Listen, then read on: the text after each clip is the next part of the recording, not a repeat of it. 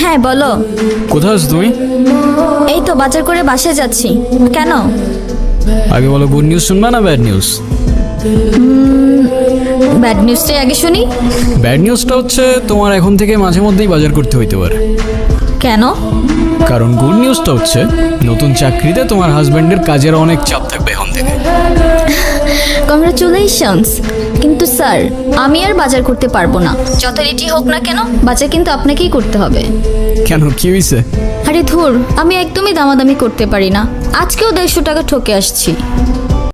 जिसने पूछा हमसे बिछड़े यार का, जिसने पूछा हमसे बिछड़े আপনারা কারা আর বাসার ভিতরে কিভাবে ঢুকেছেন? হ্যালো, सीने से কারা বাসায়? হ্যালো, पड़े